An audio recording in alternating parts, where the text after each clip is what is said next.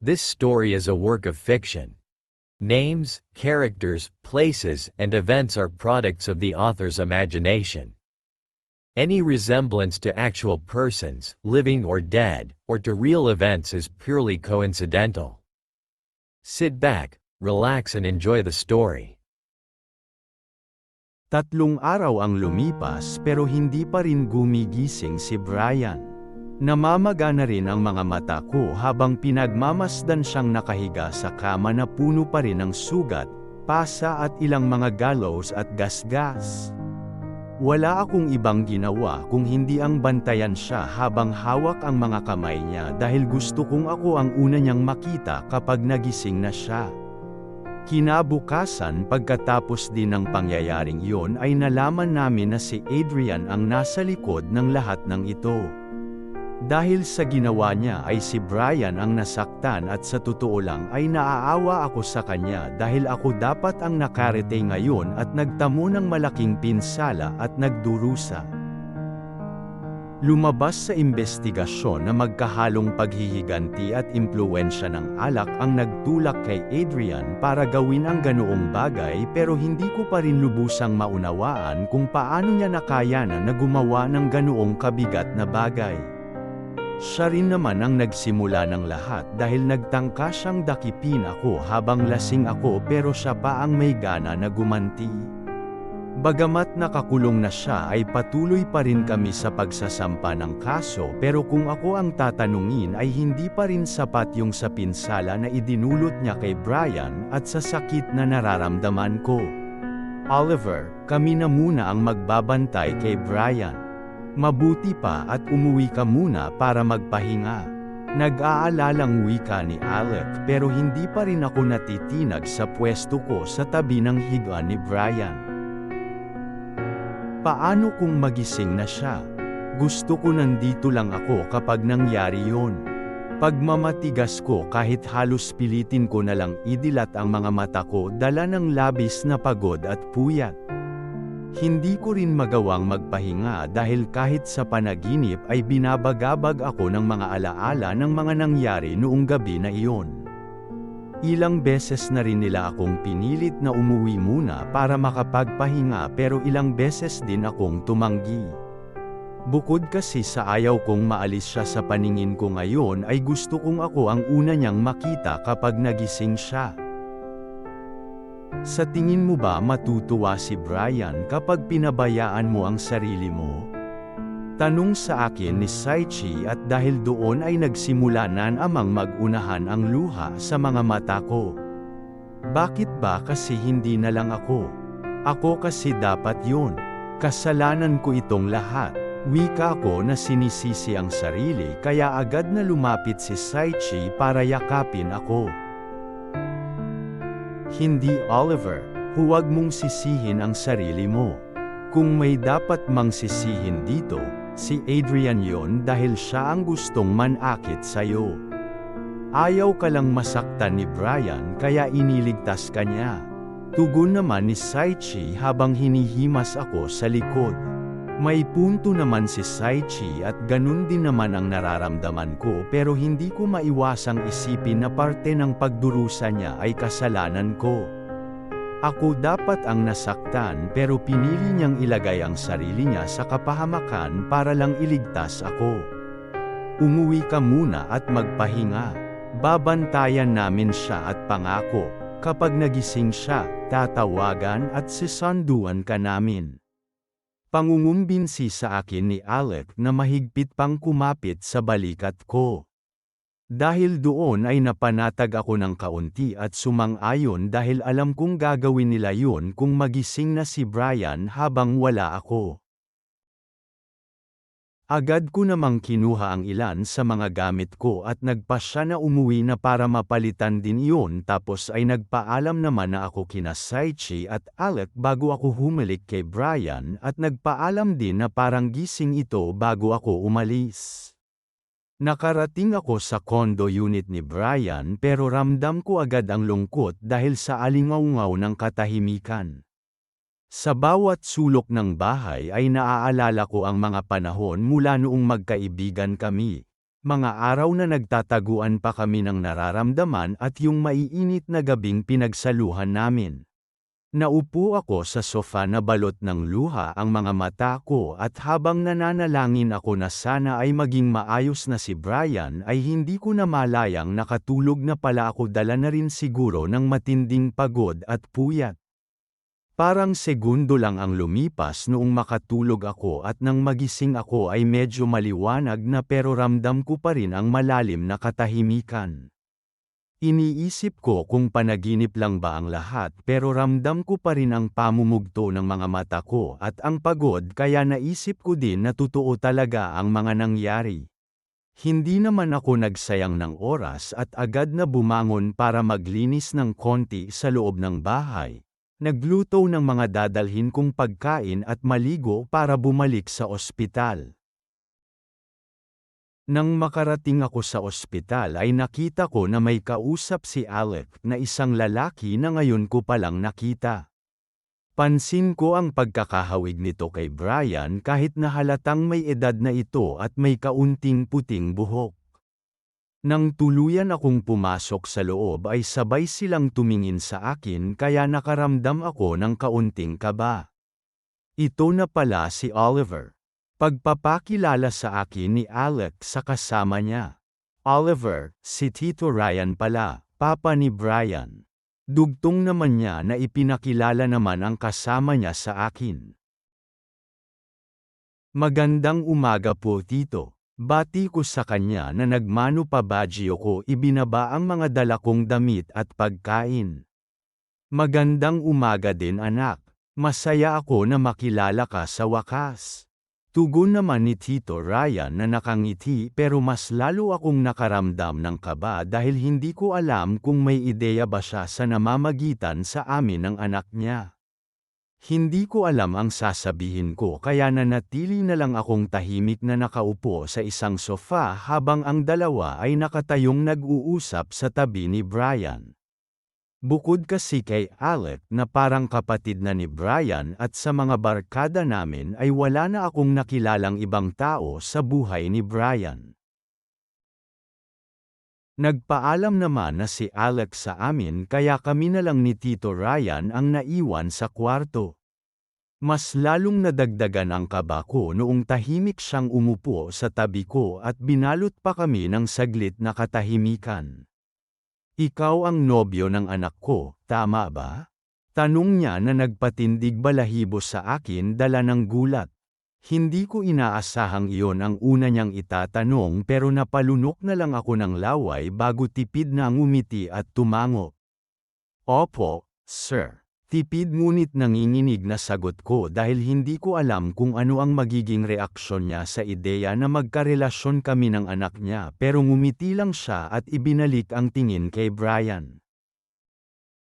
Madalas kanyang ikwento sa akin. Tipid na wika niya tapos ay humarap ulit sa akin. Huwag kang mag-alala dahil hindi naman ako tutol sa relasyon niyo. Dagdag pa niya kaya para akong nabunutan ng tinik at nakahinga ng malalim. Pasensya na po, kung hindi pa naikikwento ni Alex sa inyo pero kasalanan ko po kung bakit nasa ganitong kalagayan ngayon si Brian. Mababang boses na wika ko dahil bilang ama.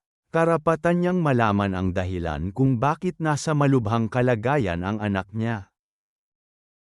Huwag mong sisihin ang sarili mo anak. Bata pa lang si Brian, inuuna na niya ang iba kaysa sa sarili niya. Inaako ang mga kasalanan na hindi naman niya ginawa at nagpapaubaya sa mga tao kahit na wala nang natitira sa kanya kaya hindi na ako magtataka na kung ganun din ang ginawa niya para sa'yo. Tugon naman niya sa akin kaya bahagyang umatras ang kaninang pabagsak na luha ko. Ano pong ibig niyong sabihin? Kuryosong tanong ko tapos ay nakaharap siyang ngumiti sa akin bago ibinalik ang tingin kay Brian. Naging bunga si Brian ng pagtataksil ko sa asawa ko. Naging nobyo ko ang nanay niya bago pa ako ikasal pero naghiwalay kami dahil nagtrabaho ito sa ibang bansa. Pagkatapos ng ilang taon, Nakilala ko ang asawa ko at kalaunan ay pinakasalan ko pero noong bumalik ang nanay niya, hindi ko sinabing kasal na ako. Nagkikita kami at nagkakasama na parang kami pa rin hanggang sa nabuo si Brian. Mahabang kwento ni Tito Ryan. Nagulat ako sa mga narinig ko dahil wala talaga akong ideya sa kung ano ang buhay niya at ang kwento ng pamilya niya. Nakagisnan ko na lang ay ang mga kaibigan namin na tumayong mga kapatid niya pero bukod doon ay wala na siyang naikwento sa akin. Habang lumalaki si Brian, siya ang sinisisi ng mga kapatid niya kung bakit nasira ang pamilya namin. Maraming masasakit na salita ang natanggap niya, mga pangungutya habang nag-aaral siya. Pananakit mula sa maraming tao pero wala akong ginawa para pigilan yun. Pagpapatuloy niya pero sa puntong ito ay may luha na unti-unting umaagos sa mukha niya. Parang niyakap na lang niya ang ideya na kasalanan niya lahat. Ngayong may negosyo na siya, kapag hinihingan siya ng pera ng mga kapatid niya, hindi siya tumatanggi. Kapag napapahamak sila, si Brian ang una nilang nilalapitan pero kahit isang beses, wala siyang natanggap na pasasalamat. Inuuna niya ang iba kasi ang iniisip niya, hindi siya pwedeng maging makasarili, kasi sinisisi pa rin niya ang sarili niya sa mga nangyari. Dagdag pa niya.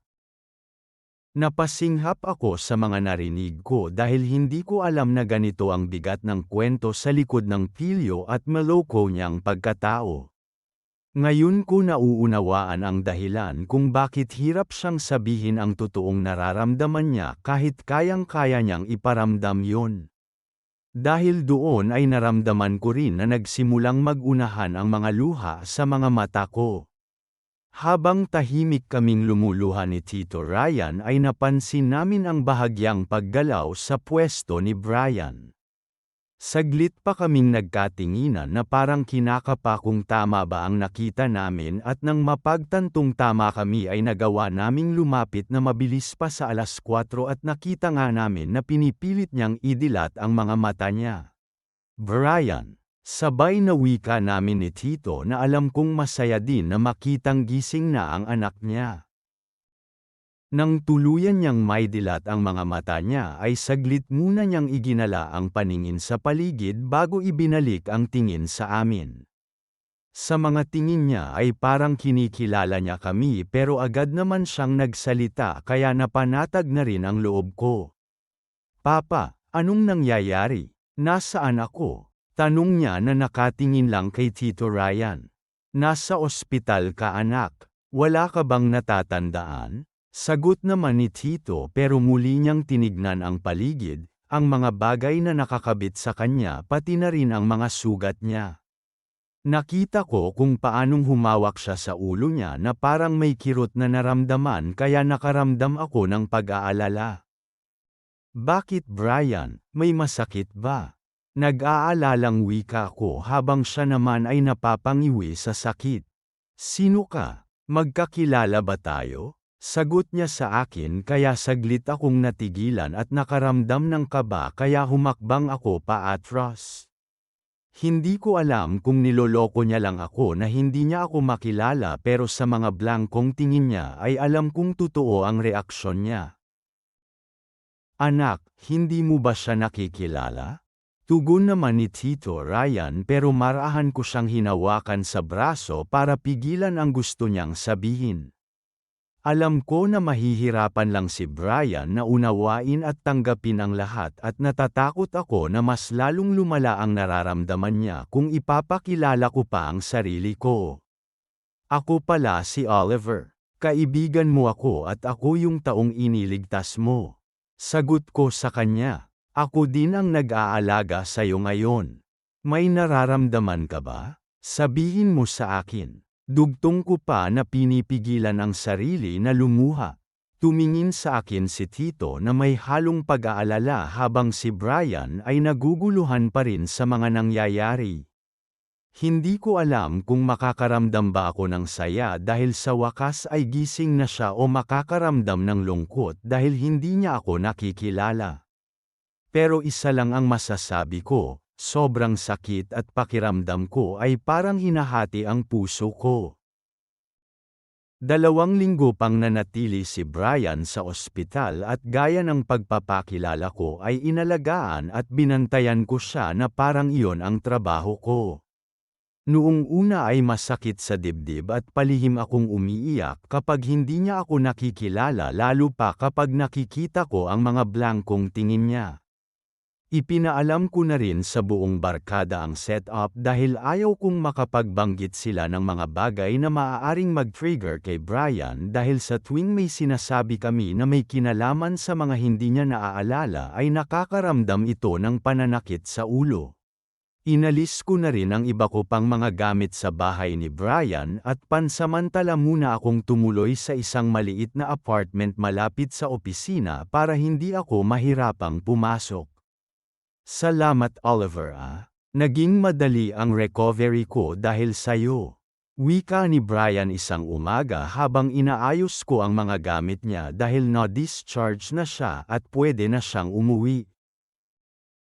Wala yun. Masaya akong makitang okay ka na at nakakalakad mag-isa. Sagot ko naman pero hindi ako tumitingin sa kanya. May tanong pala ako Oliver, kung ayos lang. Tanong niya sa akin pero patuloy lang ako sa pag-aayos ng mga gamit niya. Ano yun? Tugon ko. Gaano na tayo katagal na magkaibigan? Tanong niya sa akin kaya saglit akong napatingin sa kanya. Nasa higit 1 taon na rin. Bakit mo natanong? Sagot ko sa kanya. May mga napapanaginipan lang ako. May mga bagay daw tayong ginagawa ng magkasama. Sagot naman niya. Talaga, gaya ng ano? Tanong ko pero pinapanatili ko ang mukha ko na hindi maglabas ng kahit anong emosyon. Nakita ko kung paano namuo ang pamumula sa mukha niya dahil sa tanong ko. Wala, nakalimutan ko na din. Sagot niya na umiwas din ng tingin. Tumingin ako sa kanya at sa totoo lang ay gusto ko nang sabihin na nobyo niya ako pero parang napako ang dila ko at walang lumalabas na salita doon. Maya-maya nga ay bumukas ang pinto at pumasok doon sina Alec, Saichi, Lexi at Clarice. Dahil sa maingay na pagpasok nila ay saglit na nabulabog ang kaninang tahimik na paligid. Buti naman at makakalabas ka na. Bati ni Alec kay Brian na halatang masaya sa balita. Nasabi ng mga doktor na partial or localized amnesia ang mayroon si Brian kaya naman pati sina Saichi at Lexi ay hindi niya rin kilala. Kung tatanungin ay nasa 3 taon ng memorya niya ang nawala kaya naman muli pang ipinakilala ni Alec sina Saichi bilang nobyo niya at si Lexi. Oo nga pare. Sa wakas at namimiss ko ng uminom. Sagot naman ni Brian. Hindi ka pa pwedeng uminom. Sabat ko pero nakatakas doon yung tunog ng pag-aalala kaya sabay-sabay silang napatingin. Opo, hindi ako iinom.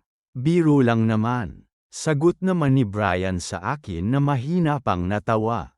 Grabe pala itong si Oliver. Sobrang maalaga pero parang commander sa sobrang higpit. Natatawa niyang biro pero wala sa amin ang natawa. Sa tingin ko ay iisa lang ang iniisip namin at iyon nga ay ang tunog ng pag-aalala ko ay ang tono ng isang nobyo na nag-aalala sa kalagayan niya. Dumaan ang 2 pang linggo at higit 1 buwan na simula noong maaksidente si Brian. Nakasuhan na si Adrian at napatawan ng 12 taong pagkakakulong at kung tatanungin ako, kulang pa rin yun pero batas na ang nagsabi kaya wala akong magagawa. Pumapasok na ako ulit sa firm at ginagawa ang mga pangkaraniwang gawain ko kahit masakit na isiping hindi pa rin ako naaalala ni Brian. Nami-miss ko na siya at gustong-gusto ko na siyang yakapin pero wala akong magawa. Mabigat sa loob na nakikita ko siyang pumupunta dito sa opisina minsan para pumasyal o hindi kaya ay sumabay kumain sa amin pero kilala niya lang ako bilang kaibigan niya. Alam ko naman na makaka-recover din siya pero hanggang kailan ako mag-iintay? Paano kung hindi na dumating ang araw na yun? Oliver, sabay ka na sa aming kumain. Pag-aaya ni Alex sa akin. Sama ka na rin Vince. Dugtong pa niya nang mapansin na kasama ko si Binsoy. Hindi ako nakasagot agad dahil nakita ko si Brian na kasama nilang nag-iintay din sa likod niya. Mamaya na lang ako, marami pa kasi akong ginagawa. Sagot ko naman at nang tumingin ako muli kay Brian ay parang kuryoso siyang nakatingin sa amin ni Vince. Ngumiti naman si Alec, Lexi at Saichi sa akin bago umalis pero si Brian ay nakatingin pa rin sa akin na parang malalim ang iniisip. Hindi ko naman napinansin yun at nagkibit balikat na lang dahil hanggat maaari ay ayaw ko na munang dagdagan ang stress niya. Sa totoo lang kasi ay noong nakausap namin ang mga doktor niya ay pinayuhan niya kami na huwag munang ipilit sa kanya na ipaalala ang mga bagay na hindi naman niya naaalala. Pwede kasi itong maging sanhi ng seizure, iba pang epekto sa utak gaya ng tuluyang pagkawala ng memorya, mawala ng panlasa o pangamoy, pandinig at kahit ang kakayahan niyang makakita. Sigurado ka ba talaga na hindi mo ipapakilala ang sarili mo kay Brian? Nag-aalalang tanong ni Binsoy sa akin. Hindi ako nakasagot agad dahil pinipigilan ko ang sarili ko na maluha sa ideya na yun. Hindi din ako sigurado pero wala akong choice. Kailangan kong tiisin hanggang sa maging okay siya. Tugon ko naman tapos ay peking ngumiti para lang mabawasan ang pag-aalala ng kaibigan ko. Magiging okay din ang lahat.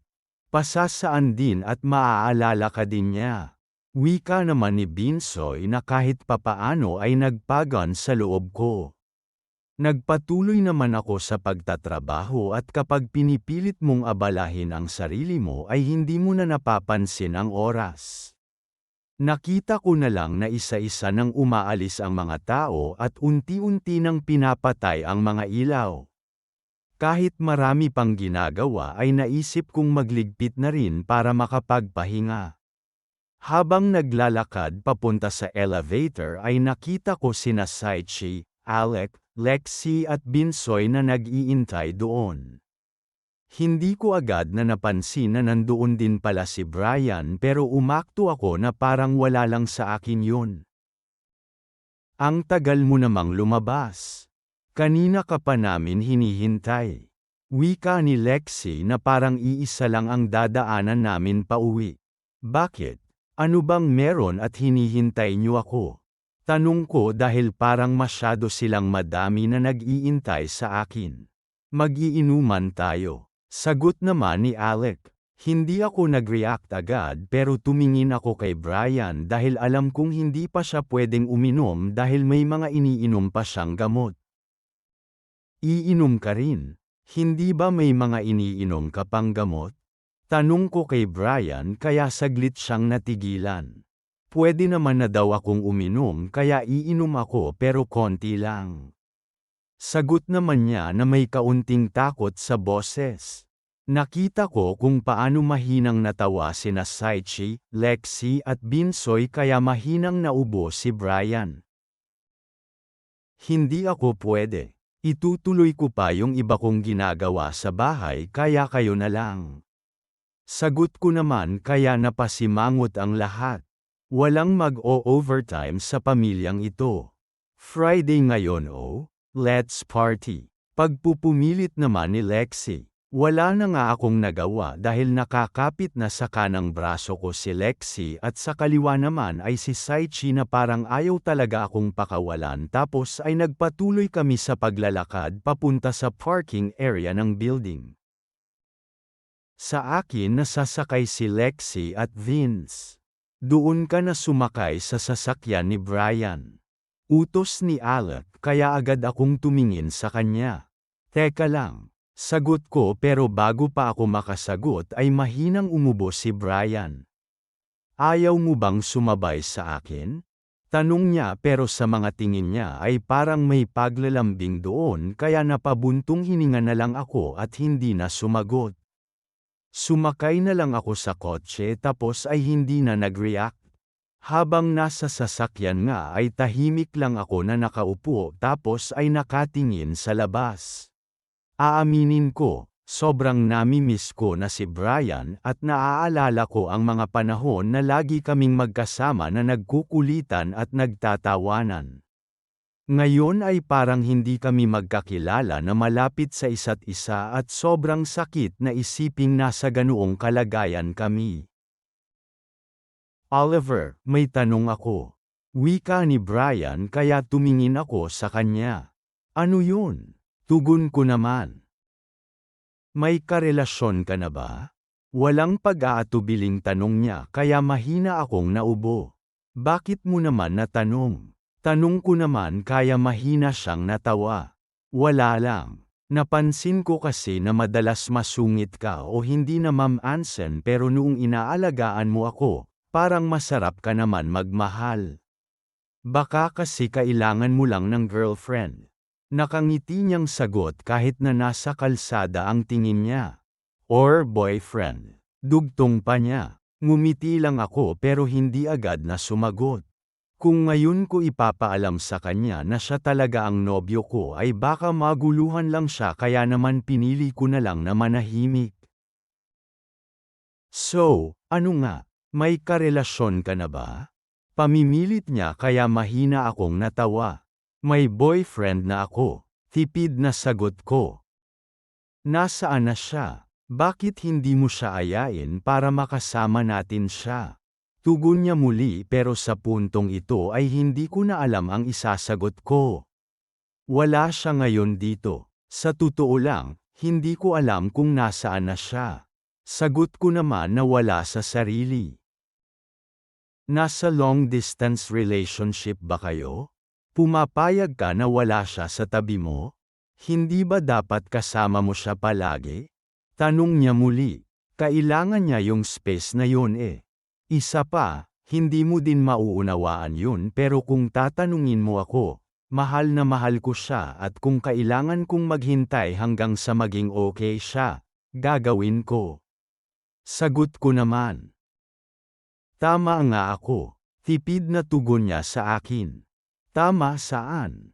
Kuryosong tanong ko. Tama ako na masarap kang magmahal.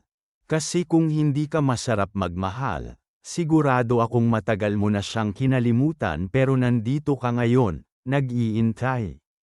Sagot niya kaya dahil doon ay napatingin ako sa kanya.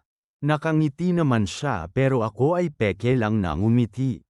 Kahit hindi niya ako naaalala ay nagagawa pa rin niyang pabilisin ang tibok ng puso ko. Gusto kong gumaling na siya agad para masabi ko na sa kanya na mahal ko siya. Gusto ko siyang yakapin ng mahigpit, gusto ko siyang halikan pero wala akong magawa. Kailangan kong tiisin ang lahat para sa ikabubuti niya. Nakarating naman kami agad sa bar na pagmamay-ari ni Brian. Binati ako agad ng mga tauhan nito at nang makita yun ni Brian ay parang nakaramdam ito ng pagkalito. Dumiretso agad kami sa madalas naming pwesto at natuwa nga ako na makita na nandoon din sina Clarice, Aiza, Ann at Felix. Kumpleto ang barkada at agad naman ako na lumapit para batiin ang lahat. Habang nag-iinuman ay nakaupo sa tabi ko si Brian tapos sa kabila naman ay si Binsoy. Masaya lang na nagkekwentuhan ang lahat kaya tahimik lang ako na nakikinig sa kanila. Masayang ibinalita nina Alec, Clarice at Aiza na naitayo na nila ang restaurant/coffee shop nila sa Pampanga habang sina Ann at Felix naman ay binuksan na ang apartment complex nila sa Manila na may 4 na palapag at 10 pinto kada floor. Ikaw Brian, Kailan ka magbabukas ng branch sa Manila? Tanong ni Felix kaya naman sumang-ayon ang lahat. Hindi ko pa alam pare.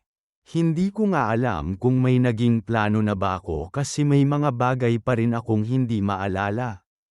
Tugon naman ni Brian kaya medyo nakaramdam ng lungkot ang lahat. Napansin ko nga na hindi lang sa kanya nakatingin ang lahat. Kahit sa akin ay may kaunti silang awa na nararamdaman kaya nakaramdam ako ng kaunting lungkot. Cheers para sa successful business ng lahat. Sigaw ni Lexi na parang nililihis ang topic kaya para akong nakahinga ng maluwag. Nagpatuloy lang ang lahat sa masayang kwentuhan at dahil wala naman akong masyadong kwento ay kay Binsoy lang ako nakipagkwentuhan. Dahil medyo malakas ang tugtog at ang paligid ay nagsasalita kami sa tenga ng bawat isa para naman marinig namin ang isa't isa. Talaga ba? Kailan mo plano? Natutuwang sagot ko kay Binsoy nang sabihin niya sa akin ang plano nilang pag-aampon ni Paco ng bata para maging anak nila. Inaayos lang namin yung kukunin naming bahay para may maayos siyang abutan na tirahan kaya nagsisipag talaga kami. Tugon naman niya, hindi ba kayo naiinitan? Wika ni Brian sa tabi ko kaya naman napatingin ako sa kanya. Medyo tunog sarkastiko yun kaya naman nagulat ako at pagtingin ko sa kanya ay nandoon yung inis sa mukha niya kagaya noong mga panahong nagseselos siya kay Binsoy pero hindi ko naman alam kung saan galing yon dahil bukod sa wala naman siyang maalala ay alam naman na ng lahat na matalik kong kaibigan si Binsoy mula bata pa kami. May pinag-uusapan lang kami tsaka hindi naman mainit. Naiinitan ka ba? Tugon ko naman sa kanya. Dahil doon ay bahagya kong inusad ang upuan ko palayo sa kanya pero nagulat ako nang hatakin iyon ni Brian pabalik at mas malapit sa kanya. Ibinalik ko ang tingin ko sa kanya pero hindi siya nakatingin sa akin. Nakahawak lang siya sa sandalan ng upuan ko habang hawak niya sa kabilang kamay ang baso niya. Hindi na ako pumalag dahil parang stress na siya at ayaw kong dagdagan yun pero noong makita ko na kumukuha siya muli ng alak ay saglit kong hinawakan ang kamay niya para pigilan siya pero hindi ito nagpapigil at nagpatuloy lang sa pagsasalin. Hindi ba sinabi mo, may boyfriend ka na? Siya ba yun? Tanong niya na bakas pa rin ang inis sa boses. Ha, hindi siya yun. Bakit mo naman natanong? Sagot ko naman. Wala, parang sobrang lapit nyo lang sa isa't isa. Tugon niya pero parang hindi pa rin siya kumbinsido pero nagpatuloy lang sa pag-inom. Makalipas ang ilang oras ay nagpasya na ang lahat na umuwi. Nauna na nga sina Ann at Felix dahil may anak pa sila na nag-iintay sa bahay. Tapos ay sumunod na rin sina Clarice at Ann na parang hindi naman masyadong nalasing dahil maayos pa rin namin silang nakakausap at as usual, si Lexi na naman ang bumagsak kaya ipinasok na nila Saichi at Alec ang kaibigan namin sa sasakyan nila. Paano ba yan? Nandito na ang sundo ko. Pagpapalam ni Binsoy nang makita kong pumarada na ang sasakyan ni Paco sa harap namin na kinawayan ko naman. Hindi na ito bumaba pero gumanti ito ng ngiti kaya ganun na rin ang ginawa ko. Nagulat pa ako nang mapansin na kasama ko pa rin pala si Brian sa likod ko. Nakatingin lang siya sa akin pero hindi iyon yung mga tingin na kagaya ng mga unang araw na hindi niya ako maalala. Sino ka ba talaga, Oliver? Sino ka ba sa buhay ko? Tanong niya sa akin pero hindi ko magawang sagutin siya ng diretso. Hindi ko alam kung ito ba ang tamang pagkakataon kaya ngumiti lang ako at nagpanggap na walang alam. Ano ba ang nangyayari sa'yo? Lasing ka lang. Tugon ko tapos ay nagtangka na akong lumakad palayo pero agad niyang hinigit ang braso ko kaya napaharap akong muli sa kanya. Lagi kitang napapanaginipan, Naaalala ko ang mukha mo palagi sa bawat sulok ng bahay ko. May mga imahe akong nakikita na ikaw ang laman habang may ginagawa tayo. Naiinis na sabi niya pero agad din namang umiwas ng tingin. Anong ginagawa natin? Tanong ko dahil hindi ko alam kung anong parte ng pinagsamahan namin ang naaalala niya. Huwag mo nang tanungin kung ano yon. Sagutin mo ako, Oliver. Bakit ba naiinis ako sa ideya na may kausap kang iba? Bakit may mga text messages tayo na sinasabi kong mahal kita? Boyfriend ba kita? Kung may boyfriend ka na, ibig ba sabihin nun mag-ex tayo? Please, sagutin mo ako kasi para na akong mababaliw. Pagmamakaawa niya at napansin ko nga ang pamumuo ng luha sa mga mata niya. Oo, boyfriend mo siya. Tugon ni Alec na hindi pa pala nakakaalis kasama si Saichi na naglalakad na rin papalapit sa amin. Alec, please. Pagpipigil ko sa kanya. No, Oliver. I think you endure enough. Nakita namin kung paano kang nahirapan bago niya aminin sa sarili niya na mahal ka niya and I can't let you wait another day kasi iniisip mo pa rin siya. Brian has to know. Ganti niya sa akin at sa puntong ito ay mas malapit na sila sa amin. Ano? Naguguluhan ako. Ano ang dapat kong malaman? Sagot ni Brian pero bahagya na siyang nakahawak sa ulo niya na parang may iniindang sakit. Boyfriend mo si Oliver at kagaya ni na Saichi at Lexi, nakalimutan mo din siya. Tinitiis niya lang na hindi sabihin sa'yo dahil iniisip niya na hindi makakatulong sa kalagayan mo kung ipipilit niyang ipaalala sa'yo ang lahat. Okay ka naman na, so I think this is the right time to tell you the truth. Sunod-sunod na impormasyon na sinabi ni Alec at kahit hindi pa ako handa ay wala na akong nagawa kaya naman nagsimula ng magunahan ang mga luha sa mga mata ko. Sarkastikong natawa si Brian pero bumagsak na rin ang luha sa mga mata niya. Hindi ko alam kung natutuwa ba siya sa nalaman niya o naiinis na hindi ko agad sinabi pero ang nananaig sa akin ay yung pag-aalala na hawak niya ang ulo niya habang naguguluhan. Oliver, wika ni Brian na may kislap sa mata na nakatingin sa akin pero bago pa niya maipagpatuloy ang sasabihin niya ay tumirik na ang mga mata niya tapos ay biglang nawalan ito ng malay kaya bumagsak ito sa harap ko at ainalalayan din naman ni Alec at Saichi. Sa pagkakataong ito, mas nakaramdam ako ng takot dahil baka mas maging malala ang sitwasyon niya. Baka tuluyan na niya akong makalimutan at higit sa lahat, natatakot akong may mas malalang mangyari sa kanya na hindi ko kakayanin at alam kong sisisihin ko lang ang sarili ko.